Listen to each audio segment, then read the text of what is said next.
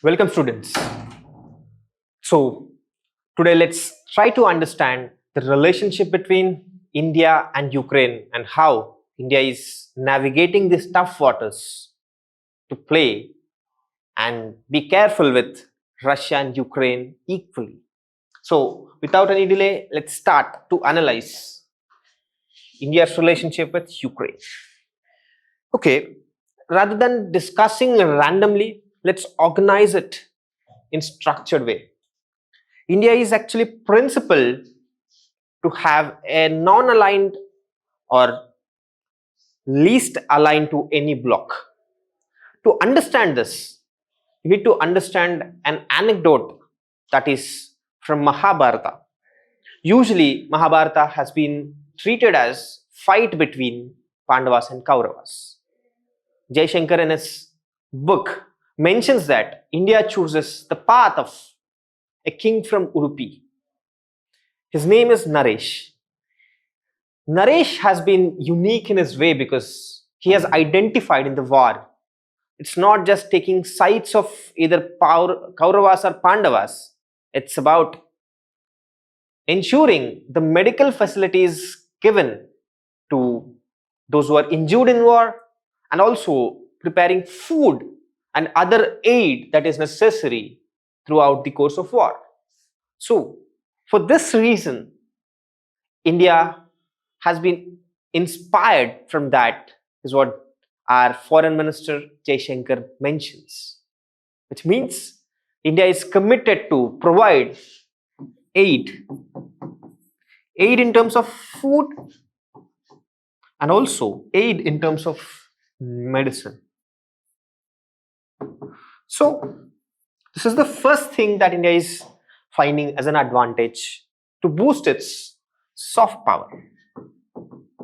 Okay, if this is the case, more than this, if we get into actual reality, India is following a principle of solving conflict and finding some opportunity of business in it, which means India is following the principle of duocommerce. This is a French principle which has been originated from the French Revolution, the way liberty, equality, fraternity has been inspired. This means, pure commerce means commerce, which is trade, is panacea for all the ailments. Which means, despite the animosity that two countries have, if they find some opportunity in trade, they would stop fighting, at least reduce the conflict and ensure people to people ties get frenzy to drive their relationships. How is India applying this? Hope you people are aware of India using Russian oil. Indian conglomerates, maybe Reliance or someone else, is taking Russian oil and refining it. And after refining, it is utilizing it to sell to Europe. And it's a way of Russia escaping from sanctions, which is CAATSA. USA would escape CAATSA, right? So this is a way of doing it. Okay. Hope you understood the second principle that India is following. Third one, this is the famous thing every country uses to justify its activities. It is national interest.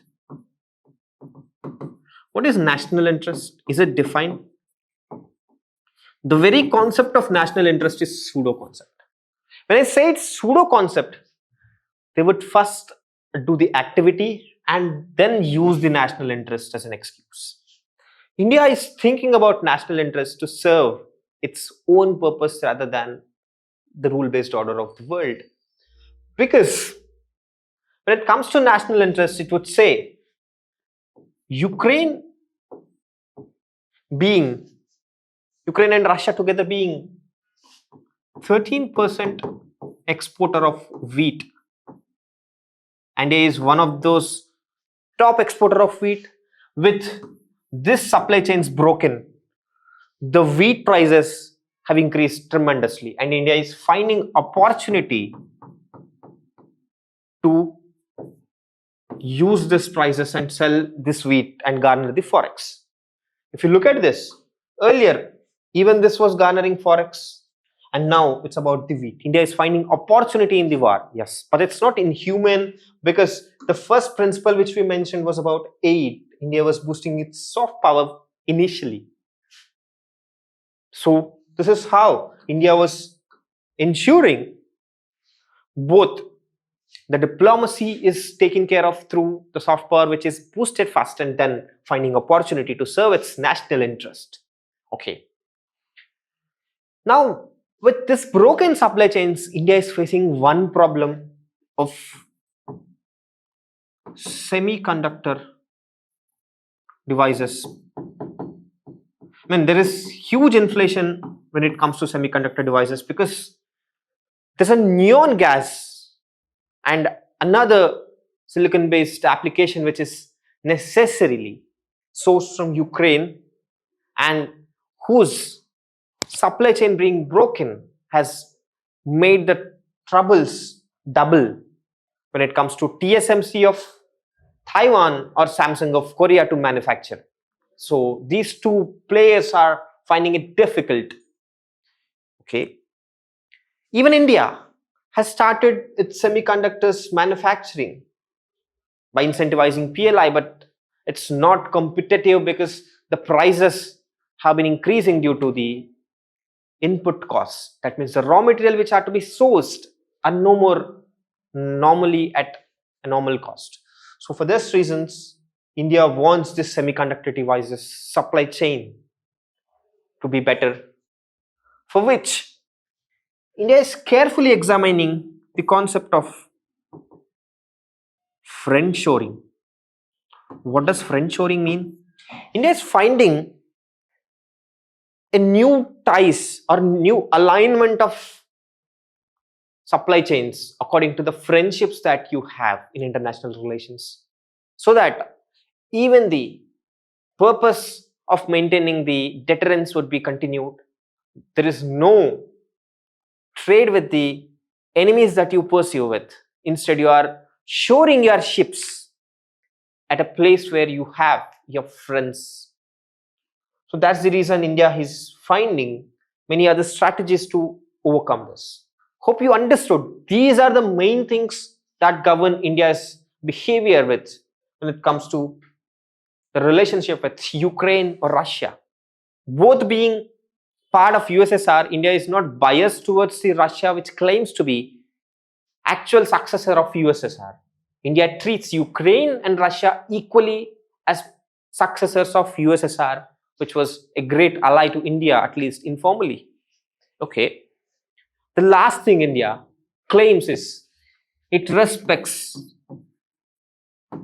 territorial integrity,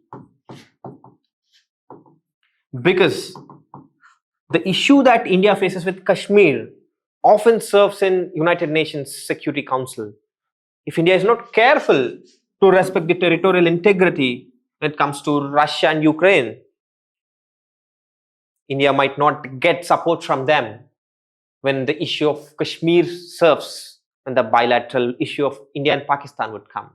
So this is the last thing that India is careful about. Hope you understood the relations to be classified according to the principles that India follow. If this is clear, hope you can understand the broader perspective and how the anarchy in the international relations has been capitalized to create a rule-based order. Another day, we'll analyze relationship with another country. Till then, it's time to say thank you.